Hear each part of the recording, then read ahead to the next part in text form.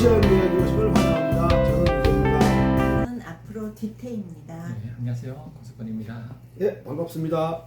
반갑습니다. 이번 시간 192쪽 상담심리 유감편 공부해 보도록 하겠습니다.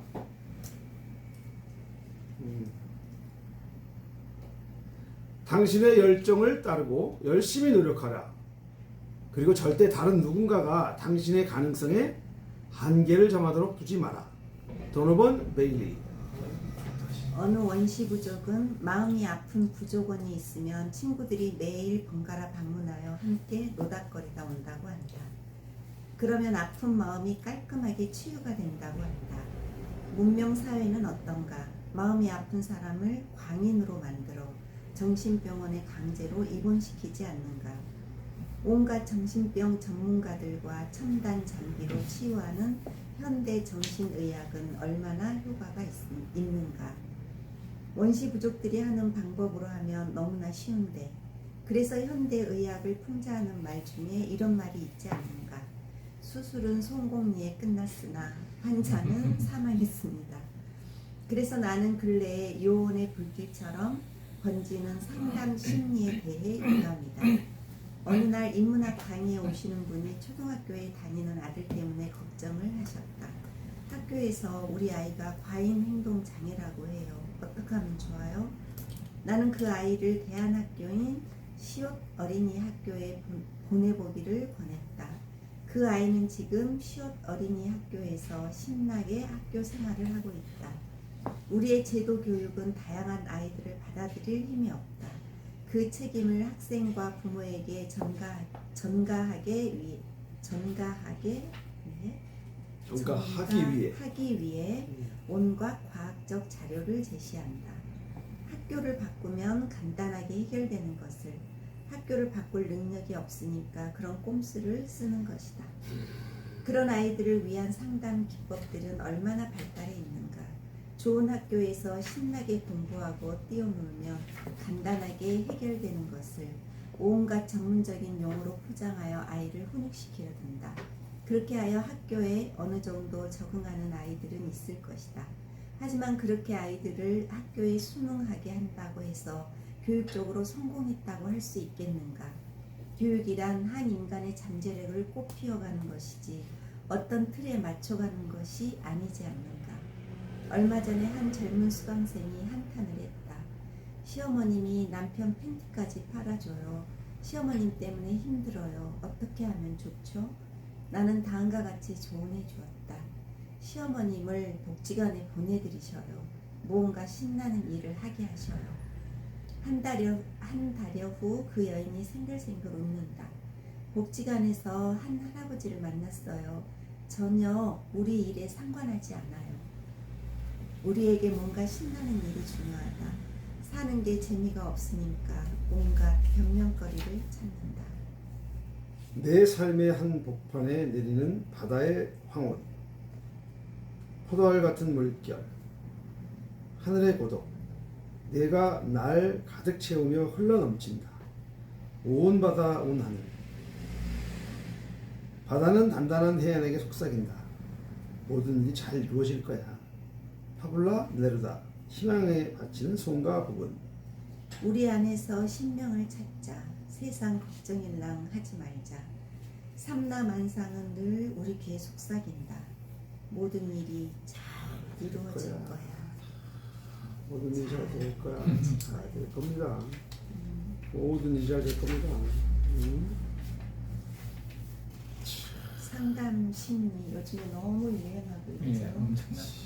뭐든지 다 그쪽으로 그냥 가게 만들어버리는. 힘을 기르면 되는데, 이번에 어떤 분이 여행을 갔는데 70 가까운 분인데 잠을 못 자서 병원에 갔다는 거야. 그래서 병원에 가서 수면제를 달라. 그랬더니 그 의사가 수면제를 안 주더래. 수면제 그렇게 막 드시는 게 아니고요. 하면서 안정제를 주더래. 그것을 이제 전화해가지고 어떠냐 물어보더래. 그래서 별 차이가 없대. 그럼 다음번에 두 알을 먹어봐라. 또 전화와서 어떠냐. 아닌 것 같다니까. 그럼 세 알을 먹어봐라. 그 네 알을 먹어봐라. 이렇게 이제 나중에 되는 것 같더래. 그래가지고 이제 어쨌든 이제 좀 해결을 했대. 그러면서 이 사람 하는 얘기가 얘기하는 얘기가 아마 그 위약 효과 같다고 느끼네. 이제 그 의사는 그렇게 병으로 안 만들어준 거지. 그래도 대부분은 가면 그냥 수면제를 줘버려. 근데 그건 그렇게 자면 말끔하지가 않아요. 그런 거지. ADHD나 이런 것도 가면 조금만 해도 그냥 병처럼 취급하고 안 해도 진단을 내리고 그렇지. 약을 먹여버리니까. 그러니까 그러면 약 때문에 이제 진짜 환자가 되는 거야. 그래서 이쪽은 약을 먹는 거 정말 위험한 것 같아. 그래서 약을 먹느냐 안 먹느냐라는 기준이 나는 굉장히 중요할 것 같아요. 그렇죠. 그렇게 되려 그러면 저는 의료 부문은 공공화돼야 된다 봐요. 맞아요. 공공 의료가 이제 돼서 그 의사가 약을 안 팔아도 되게 월급 나오게. 그렇죠. 지금은 이제 약을 팔아야지 수입이 얻으니까 이게 심각한 막 약을 주는 거예요. 맞습니다. 독일 같은 경우만 해도 간결을 안 준대잖아요. 그러니까요. 그래서 이게 영리와 연결 안 되게 공공 의료가 이제 돼서 의사가 양심적으로 할 수 있게 그랬으면 좋겠어요. 맞습니다. 그래서 약을 대부분 적게 쓰고 내 몸의 자연 치료력으로 살아갈 수 있게. 그렇죠. 근데 정답을 지금 얻고. 상담 심리 그러니까 예를 들어서 이제 우리는 개별적으로 병원을 찾아가서 이렇게 이제 뭐 처방을 받거나 심리 상담을 하거나 하잖아요. 근데 간혹 그 외국 영화 같은데 보면 왜 그런 이렇게 상담 받으러 온 사람들을 다 집단 상담을 하고 예를 들어서 아픈 네. 거를 그 앞에 나와서 이야기하는 거. 이야기하게 하고 막 맞아. 위로를 해주고 같이 네. 막 울어주고 건강한 치료법이죠. 네, 그런 그게 거를 하잖아요. 오히려 건강한 치료. 그런 거는 되게 좋아 보였거든요. 그렇죠. 그 네. 건강한 치료. 그래서 저는 그보다 더 좋은 거는 인문학 공부라 봐요. 물론. 인문학 공부 물론. 시간에 맞아요. 다 얘기하면서 맞아요. 그 심리 상담이 이제 유감 한계 있는 거는 상담해서 그를 적응하게 해요. 사실. 맞아요. 다시. 근데 적응 안 하고 새로운 사람을 꿈꿀 수 있잖아요. 그렇죠. 저 인문학 공부하면서 같이 해야 된다 보는 이유가 내 삶을 심리 상담 받고 직장에 다시 학교라든가 다시 복귀하는 게 아니라 내 삶을 새로 구성해보는 꿈을 꿀 수 있잖아요. 네. 그래서 마음이 아픈 사람은 인문학 공부하면서 취하는 게 좋다 봐요. 맞습니다. 근데 이 인문학 이제 선생님 인문학 교실 같은 경우는 이야기하다 보면 어떤 어떤 구절이 됐건 어떤 책의 내용이 됐건 자기하고 딱 와닿는 게 있으면 사람들이 스스럼 없이 얘기를 하잖아요.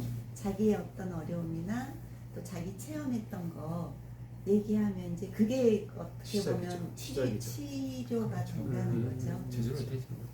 그러면서 이제 심도 있게. 심도 있게 자기 문제도 알고 길도 알고. 근데 심리 상담은 나의 문제는 아는데 길은 안 찾아요. 길은 그냥 적응하게 놔둬요. 학교 못 다니는 학교 가게 하고. 결국은 제도 안으로 네, 다시 제도로 들어가게. 들어가게. 그래서 저는 제도를 넘어서서 전체적인 내 인생을 찾는 게 중요하다고요. 그래서 상담실이 유감이라 썼죠. 맞죠. 그러니까 저는 이게 이제 공부도 사실은 거부할 수 있어요. 사람들 공부라는 게 인문학 공부 자체를 아까 말씀대로 지난번에 뭐라고 말씀하셨냐면 그 말 전 공감이 되는 게 많이 배운 사람들은 배웠다고 틱틱거려요. 나 알아. 그러면 이제 못 배운 사람들이 좀 하면 이제 쉽게 못 배웠으니까. 근데 그분들은 그걸 또 학문으로 받아들여. 삶이 아니라. 삶은 이미 살아봤기 때문에 아는 분인데도 불구하고 오히려 그냥 그걸 통해서 내가 그렇게 살았구나를 발견하면 되는데 아니야, 그걸 막 지식으로 받아들여. 그래서 안 되더라. 그 상담은 사람 어찌 보면 환자 취급하는 거니까 그것도 불편해. 그러니까 더 좋은 방법은 놀이를 통하는 거라고 저는 생각이 들어요. 그래서 예를 들면 제가 하는 것 중에 이제 그 그림책 읽기를 하잖아요. 그 그림책 읽다 보면 저절로 그림책의 내용을 가지고 저절로 자기 경험을 이야기하는 거지. 놀이를 통해서 그냥. 공부가 아니라 그림책 읽기야. 너무나 쉬운. 그래서 저는 굉장히 그림책이 좋은 도구다. 안 좋아하는 사람은 그것도 공부로 생각할 수 있어요. 물론 그럴 수 있어요. 그 말씀. 책이니까. 네. 근데 어쨌든 그림책이니까 낫지 훨씬. 이렇게 막 논리적으로 저는 이게 훨씬 좋아. 이 설명이 확 와닿으니까. 근데 어떻게 보면 심리학이라는 게 우리나라식이 아니라 그냥 들여온 서구식, 거잖아요. 미국식. 분석식이죠, 분석. 그런 뭐 미국식 날. 프로이드나 뭐 그 융이나 뭐 그런 사람들 거를 들여온 거기 때문에 어떻게 보면 우리하고는 좀 안 맞을 수도 예, 안 맞고 이제 우리가 저는 안돼 예, 있으니까. 그게 가장 큰 문제가 이제 미국 심리학이 사람을 볼 때 개인으로 바라봐요. 예. 근데 저는 개인으로 보면 안 된다고 보거든요. 인간은 유적 이미 동물이야. 유적 존재인 거예요. 함께 살아야 되는 존재는 게 살아야 되는 대전제를 깔지 않아요. 그래서 한 개인의 문제를 과거의 문제를 파헤치고 풀어주신 이야기죠. 그렇게 해서 과거의 문제를 해결해서 현재 적용시킨다는 거예요. 이게. 저는 이게 가장 큰 문제라고 봐요. 인간은 어디 적응하는 게 아니라 내 삶을 창안해내야 되는데 창안해내기 위해서는 저는 그 함께 인문학 공부하면서 함께 사는 더불어 사는 그가 바탕에 깔려야 된다고 봐요. 근데 상담시단 보면 다 개인 심리예요. 개인의 문제를 만들어요. 근데 사실 개인 문제보다는 사회 문제가 더 크지 않아요. 예를 들면 ADHD 문제를 한 가지 보면 얼마 전에 읽은 책 중에 ADHD가 이제 그 사람을 어떻게 해석하는가 하면 과거에 그 ADHD는 막 가만히 있지 못해요. 이 사람들이 옛날에 그 유목민족의 성격이란 거예요. 이동하는 거. 그래서 자기가 가면 근데 이동하는 게 우리 DNA에 있는데 정착민이 되니까 정착민이 볼 때는 DNA가 이상한 거예요. 못 견디니까. 그러면 걔는 DNA, ADHD가 병이 아니라 지금 체제에 안 맞는 거예요. 그러면 걔에 맞는 교육제를 만들고 해야 된다는 거예요. 걔는. 그리고 그게 지금은 이제 또 유목 노마드 사회 그러잖아요. 그러면 이게 되게 유리한 사회 있는데 이놈을 데려다가 그쵸. 병이라고 만들어가지고 그렇죠. 환자가 안 된다는 맞습니다. 그런 책 읽은 적 있거든요. 맞아요. 그래서 ADHD 제가 사례도 여기서 제가 소개해준 애가 음. 산학교 갔어요. 시호대학교가. 여기 산학교는 부천에 있는 예, 바로 부천에 있잖아요. 그래서 얘가 그저 잘 놀거든요. 그래서 잘해요. ADHD 병으로 보면 안 된다는 거죠. 한 인간을. 맞아요. 아니 이번에 여행 가는데도 한 사람이 교사 출신인데 그 양반이 폐쇄공포증이 있어.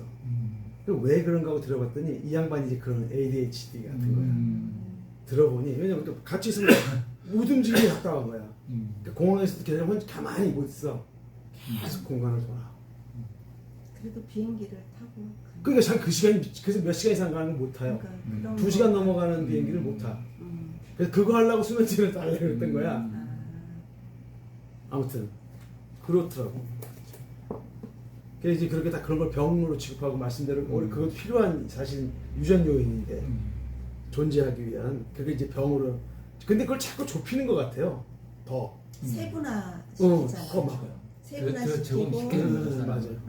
근데 그게 ADHD 있는 사람이 적응하지 말고 내 성격도 살아가면은 어떤 게 일지 모르잖아요. 미래가 어떻게 될지 그죠.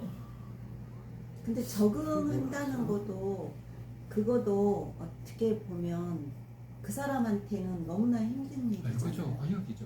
네. 고역이죠. 자기 이런 사람이 자기 자기가 유전자가 사는 거예요. 있는 그러니까 그- 몇 배에서 가축이 되는 거죠. 그렇죠. 가축되는 그 고통이. 똑같이 자기 중성인데 여자로 살아 남자로 살아 그러면 그러니까 그 정종 씨에 보면 있죠. 마라 다락 같은 마라. 너 왜 이렇게 슬프게 배냐고. 그러니까 말이 막 야생을 뛰어다니는 말인데 가만히 있어야 되는 거예요 말이. 그걸 보고 정종 씨가 슬퍼한다고 보시는 그 시인의 눈이 그죠. 근데 ADHD도 막 날때리면 이 자체 이 아이가 인류에게 필요한 거 아니에요. 근데 필요한 아이를 이렇게 이 지금 제도에 수능시키면은 인류가 미래 이뤄가는 에너지가 없어지죠. 그러니까 다 존중해야 된다고 했죠. 사람. 근데 전 이 말이 참 와닿았어요. 한 인간의 잠재력을 꽃피워가는 게 교육이지 그렇죠. 틀에 맞춰가는 게 아니잖아. 예. 근데 우리는 아직도 산업사회 교육에 맞춰서 자꾸 틀에 맞춰가려고 이미 인공지능 시대는 이미 이런 시대가 아닌데 그러니까 지금이라도 학교들이 그냥 기존 학교도 있고 좀 산학교 같은 그런 대안학교식의 특징 있는 학교들이 만들어지고 선택할 수 있게 이제는 바뀌는 게 맞죠. 이제는 그렇게 가야지 교육도 이게 지금 그런데 우리가 자꾸 여기서 교육만 도출 건 아니고 지금 당장 예를 들어서 뭐 우리가 또 그 이제 이론적으로 의학적으로 이름 붙여놓은 것 중에 왜 분노 조절 장애라든지 뭐 하면은 실제로 그 사람들이 사건을 일으켜 버리잖아요. 예를 들어서 뭐 사람을 상해를 입힌다던가 뭔가 문제를 일으켜 버리니까 당장 그러면 당장의 해결을 봐야 되는데 그러니까 여기 시어머니 복지관 보내드리세요처럼 위에도 이게 풀었으면 아무 문제가 없을 건데 네, 사회적 그래서 흑섬 사회. 저는 분노 같은 경우도 그 이제 저 같은 경우 보면 분노가 이제 화병이라고 그러더라고요. 나중에 한의원 갔더니. 그래서 저도 분노죠. 분노를 그동안 못 쏟다 보니까 나중에 이제 교직 그만두고 막 분노 쏟게 됐죠. 막 술 마시고 울고 막 분노 쏟았는데 그런 과정이 전 치유 과정이었거든요. 이거를 이제 저는 여행이 잘 됐는데 이런 모임들을 많이 만들어서 마을에서 맞아요. 그렇게 분노를 하게 하면은 굉장히 에너지가 가거든요. 그렇죠. 근데 이걸 이제 병원에 가면 분노조 약을 막 먹여가지고 얘가 나중에 기가 죽어버리고 분노는 고쳤는데 기가 다 죽어 있는 애예요. 그러면 그 이상 시들시들하죠. 저 그게 문제라고 봐요. 현대 의학에서 하는 한계는. 그래서 저는 원신들이 갖는 그죠? 어떤 문제가 있을 때 같이 대화를 풀어가는 거 이거를 자꾸 찾아내야 된다고 봅니다. 근데 이게 쉽게 안 풀어지는 이유가 의학은 이제 돈과 연결이 있잖아요. 그러니까 분노 조절 장애 애를 치유하면 얼마나 돈이 생기겠어요. 그래서 공공 의료를 자꾸 확대해서 돈과 연결이 안 돼야지 의사 선생님들도 양식을 할 수 있는 여건을 만들어줘야 된다고 해요. 그래서 한 인간도 분노를 아름다운 에너지를 바꿔내야 돼. 안 그러면 자꾸 화내는 사람들 보면 얼마나 슬프겠어죠. 아니 내가 화낸 걸 자꾸 환자 취급하고 자기 지금 막 너무 화가 나 미치겠는데 그죠. 그래서 나는 이번에 그 사건을 일으킨 사람도 그 지하철에 불 일으킨 사람도 나는 그런 사람한테 계속 이렇게 얘기해서 그 사람 말하게 하고 그 사람 우리가 공론화하고 이런지 그죠. 그래서 그냥 처벌해버리고 말지 말고. 전에 읽었는데 독일 같은 건 그렇다고 하더라고요. 어떤 이런 사건이 벌어지면 막 계속 토론한다고 하더라고요. TV가 거의 토론이잖아요. 이런 거 드라마 안 하고. 그러니까 우리는 계속 오락 드라마 하고 이런 심층 토론 거의 안 하는데 사실 이번에 집중적 토론해야죠. 이 문제. 그 사람한 인터뷰에서. 근데 그냥 사건으로 그렇죠. 사건으로 끝나버리고 그렇죠. 말잖아요. 그리고 또 이어지고 또 이어지고. 근데 한 사람 분노라는 게 그냥 일하는 거 있잖아요. 오랫동안 쌓여서 나는 건데 본인이 얼마나 절박한 문제예요. 그죠? 그러니까 저도 예전 강의할 때 강의 수도 봤거든요. 수업할 때 갑자기 내다시 울고 그랬는데 제가 이제 쌤이니까 제사대 안 그랬는데 제사라였다면 누가 쫓아낼 수도 있겠죠. 그죠? 그랬죠. 쌤이니까 못 쫓아내고 저는 그때 그런 생각 들었어요. 내가 이렇게 하지 않으면 나 이제 안 된다. 그런 게 됐으면 좋겠어요. 아니 그러니까 그렇게 나타낸 게 되게 건강한 거긴 한데 또 그 주변 사람들은 그게 너무 또 불편해져 버리니까 그러면은 이제 대안이 이런 공동체를 만들고 그렇죠. 이야기를 뭐 토론의 장을 만들고 해야 된다는데 지금 이제 너무 많잖아요. 갈수록 많아지잖아요. 근데 그렇게 되기까지 또 시간이 걸릴 텐데 뭔가 대안을 마련하는 게 그러니까 그게 좀 답답한 거죠. 근데 당장 요즘 어떤 사람이 암에 걸렸다고 그러면 당장 치료 안 되거든요. 시간이 걸리죠. 우리 사회도 이제 지금 암에 걸린 거죠. 우리 사회 전체가.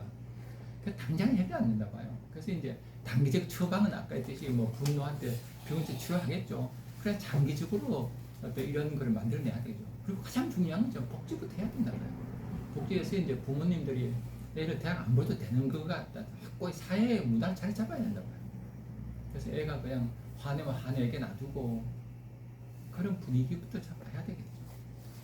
그 갑자기 저는 이야기 장을 만들고 싶다는 생각이 들어가지고 이렇게 생각해 본 게 예를 들면 분노 이야기. 아니 뭐 분노 받았어. 그래서 열심히 이렇게 적은 거야. 뭐 네. 이야기 학교를 하나 이렇게 장을 열었으면 이야기 학교라는 장을 여는 거지. 한 달에 한 번. 뭐 한 달에 한 번 이건 뭐든 불 펴고 불 옆에 앉아가지고. 그래도 되고 아무튼 뭐 예를 들면 삶이 허한 사람들의 뭐 이야기 학교든 그다음에 건강한 삶을 위한 어른들의 이야기 학교든 그다음에 중학생들의 이야기 학교든 모해대 이야기 학교든 이걸 여기다 이렇게 붙여놓고 이야기 마당 혹은 이야기 마당 날짜 정해놓고 와라. 접수 미리 받고 그래서 이런 식의 이야기들을 왜 하냐고 물어보면서 뭐 이런 걸 한번 해보고 싶다는 생각이. 서로 모르는 사람들이 모여서 하면 좋겠다. 그러니까 아니, 그런 모임을 여기다 좀 한번 해봤으면 좋겠다. 이사 가기 전에 여기서 한번 먼저 한번 추진해 보고 싶은 생각이 갑자기 드네요. 하다 보니까 붙여놓고 지나가는 애들 뭐 이렇게 학생들 지나면 쪽지도 한번 줘보고 어른들도 줘보고 한번 시도해 볼 필요가 있겠다 생각이 드네요. 용기 있어 우리도. 교수님 용기. 아니 그래갖고 이제 답 좀 해주시고 오늘 진행 앞에서 이제 사연 좀 봐드리고 해보는 거지. 그래서 배우면서 하는 거죠. 재밌을 것 바로 같은데? 시도를 해도 네, 한번 해봐야 되겠어. 아니 이건 정말 한 달 뒤에 한번 일단 한번 해보는 걸로. 자기가 화난 일을 얘기만 쭉 해도 그러니까요. 얼마나 좋아요. 그러니까 하나님 얘기만 해도 어디야. 오케이. 그래서 우리 이 상담 심리 유감, 그러니까 이렇게 그래도 모여서 서로 이야기하는 상담은 그래도 좋다. 그러나 개인화해서 분절해서 마치 너의 문제인 그냥 한 내가 환자야. 막 그렇게 결국 환자가 아니라고 말은 하지만 환자화 해버리고 심지어 약 처방을 받고 그건 이미 환자라는 이야기를 아예 인정해버리는 거죠.